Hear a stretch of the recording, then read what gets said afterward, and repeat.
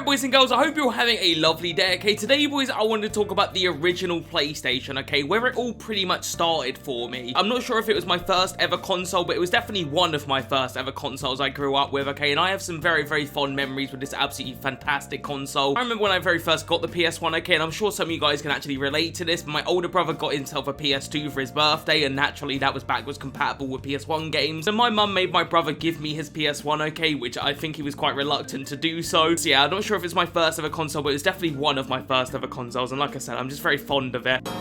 I love you, bitch. So yeah, today's video, boys, we're going to be talking about 8 PS1 games that I'm currently playing in 2023. I've been playing a ton of PS1 games this year, lads. I've just been absolutely loving this console and just going back and playing some of the classics. In the last few weeks especially, I've just been playing the PS1 a lot, and it just made me want to do a video on it. So yeah, we've got 8 games today that I want to talk to you guys about, and each one of these 8 games is just fantastic, okay? So we're going to kick things off, boys, with an absolute classic, okay? We're going to kick things off with Tekken 3, one of the best fighting games of all time. I must confess something here, boys. I've not actually played that much of this one. I'm a little bit of a rookie when it comes to Tekken games. I've like literally owned all of them, but I've only played some of them. Most of my time I've spent with Tekken games have been on Tekken 4. I just adore Tekken 4. I just think it's incredible. The soundtrack, just everything about that game is perfect. But I've heard from a ton of people that Tekken 3 is like the best one, so of course I wanted to play this. So a few days ago I thought, you know what, boys, now is the time to play some Tekken 3, okay? I boot the son of a bitch up, and I mean, first of all, like the theme song to this game, as soon as you kick things off, what a song, what a banger soundtrack.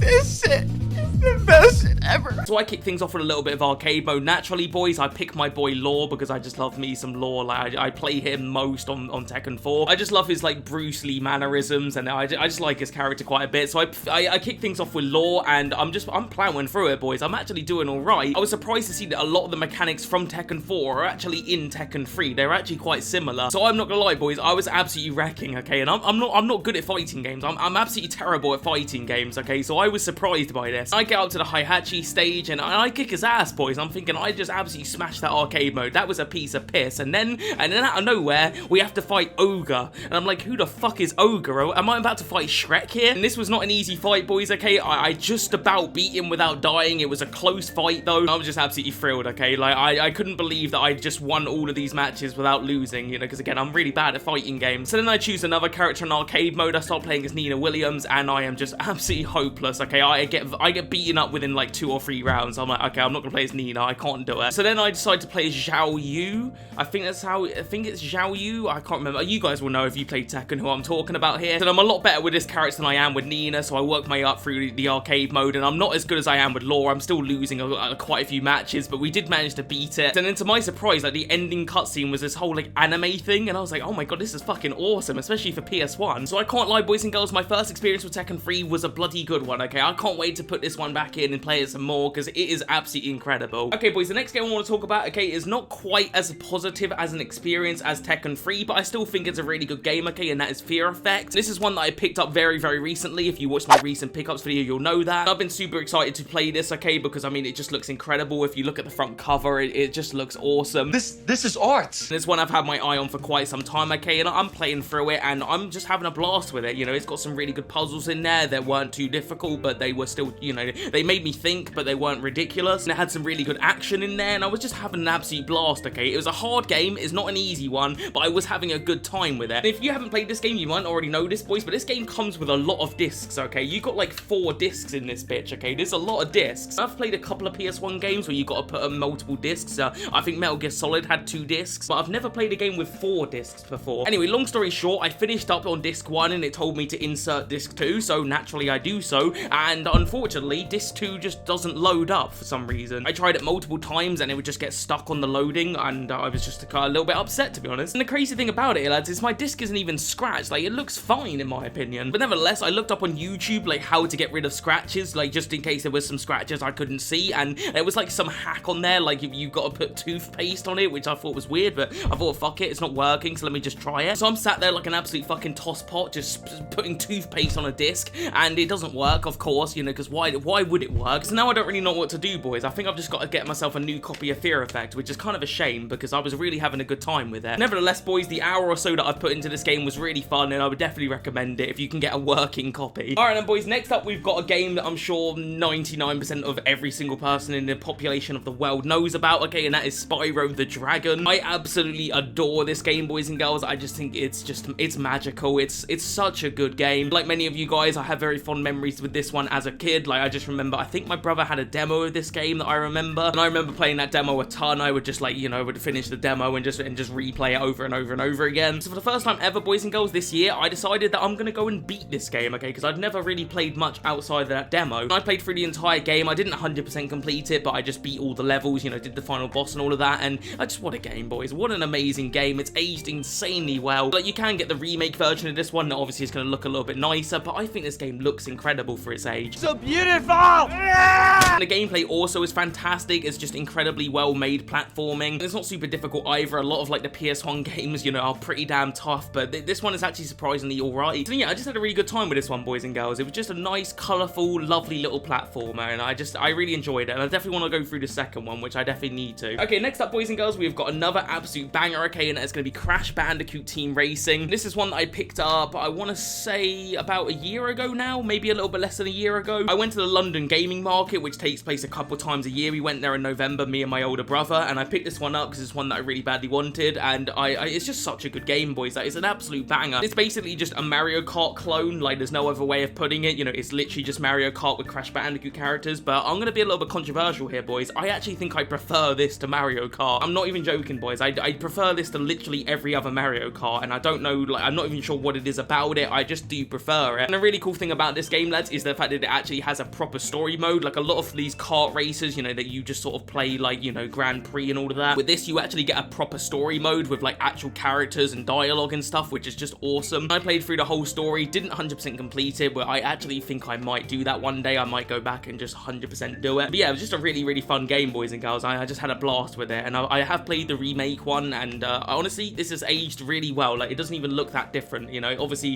in some areas, it's not aged the best visually, but considering this game was like made in like the 90s, it is aged really well visually, and it plays super well. So yeah, I would definitely recommend this one. Okay then, boys and girls, next up we've got a survival horror, okay, and this is a survival horror classic, okay, that I'm pretty sure 90% of you are familiar with, and that is of course Silent Hill. This is one that I wanted really badly in my collection. Like, I played through Silent Hill 2, and it's literally one of my favorite games of all time, so I knew I wanted to get the original, and I picked this one up. I believe it might have been spring this year, I think, and it wasn't a cheap one, boys. I did have to pay a pretty penny for this. I had to pay like 70 odd quid with it, but I did have a nice little voucher, so you know, when I went into CEX, it was not as expensive as it would have been. As much as I was excited to play this one, boys, I was also a little bit scared that I wouldn't like it that much, you know, because I thought it maybe hasn't aged that well, but I could not have been more wrong, boys. This game has aged really well. Like, it's actually crazy how well it's aged. Like, maybe the game hasn't aged the best in every area, you know. Visually, this game at some points doesn't look the best. Like, for example, Harry, the main character's like running animation is just a little bit funny to look at, and there are things like that obviously, you know, if it was made today, it would look a bit better. But all of the puzzles in this game are really, really good. All of like the horror elements of this game are like, it's still spooky as shit. And this game creeped the fuck out of me on many occasions, and it does just sort of fuck with you on quite a few occasions. It's actually amazing how well that sort of aspects of that game has aged well. What have I got myself into? Oh, I'm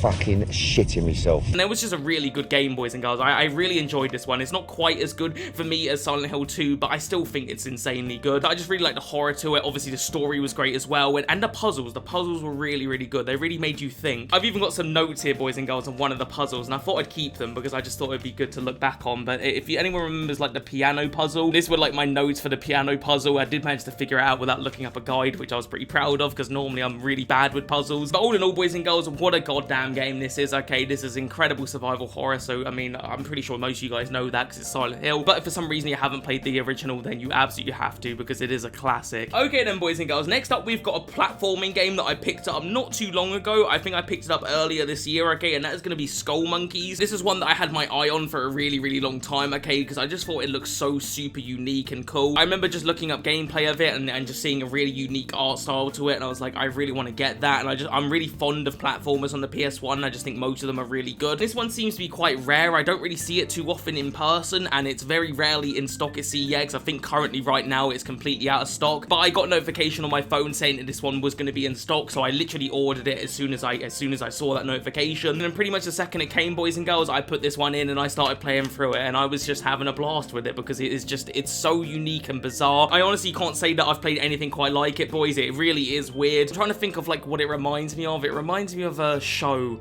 It reminds me of Wallace and Gromit. That's what it reminds me of, because the way this game is animated, it's all like claymation, and it really reminds me of Wallace and Gromit. Yeah, overall, boys and girls, this was just a really fun game, and if you can find it, I would definitely recommend it. However, I will say this is brutally difficult. Okay, this was not an easy one. This one nearly made me break my controller on a couple of occasions. I had a good few rage moments with this game, okay, especially towards the end. It was really kicking my ass. So if you're not good with games that make you angry, maybe don't get this one. But if you can handle the rage, this is a hell of a game. Okay, then, boys and girls, next up we have got one of my favorite games of all time, okay, and that is going to be Tony Hawk's Pro Skater 2. Okay, now if you guys are familiar with the second channel, you know that I've got to talk about Tony Hawk's. It would not be a Mitchell's second channel video without me mentioning a Tony Hawk's game. Shut up!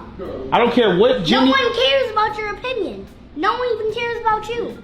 Damn, what? Weirdly enough, I don't think I've actually ever mentioned the original Tony Hawk's Pro Skater 2, which is crazy to me because this is obviously one of the most influential sports games ever. And with this one, lads, I'm sure some of you guys are probably thinking, Mitchell, why would you play the original when you've got the remake? Like, why would you not just play the remake? But funnily enough, I still come back to the original. And the reason for that, lads, is this game has something that the remake doesn't have, okay? And that is difficulty, okay? The remake one is pretty easy, if I'm being honest. With all the, like, modern controls and all of that, like, the remake one, you can pretty much blast through that real quick and easy, and you could probably finish this game in like an hour. However, with the original, it might take you quite a bit longer because the game obviously has not aged quite as well, but in turn it's made the game quite difficult, and I actually like that difficulty. I like the fact that it challenged me. It was nowhere near as easy to get those high scores on this game, you know, that was actually a really difficult part of the game. And also, one of the things of this game that isn't in the remake is the fact that you have to collect the cash in order to like beat the game. Then trying to find all of the cash in every level honestly is not the easiest thing in the world, because some of them are like located in really difficult places. So again, I just really like this game for the difficulty alone. Not to mention it's still got that beautiful Tony Hawk's charm. It's got a banging soundtrack, one of the best soundtracks in the series, and of course it's just one of the best Tony Hawk's games ever made, if not one of the best games ever made. So yeah, for some reason you've never played Tony Hawk's Pro Skater 2, boys and girls, go out and play it, okay, because it is so good, okay. I can't speak more highly of it. Okay then, boys, the final game we're going to be talking about, okay, is going to be a game that I recently picked up, and if you watched my recent like pickup video, you may be already knowing what it is, but that game is going to be Pandemonium, okay. This is one that I wanted for a really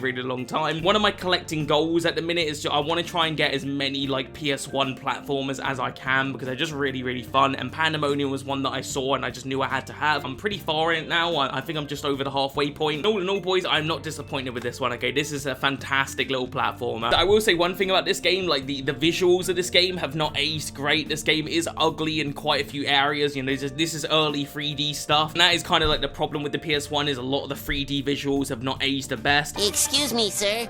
I hope my horrible ugliness won't be a distraction to you. Not at all, boy!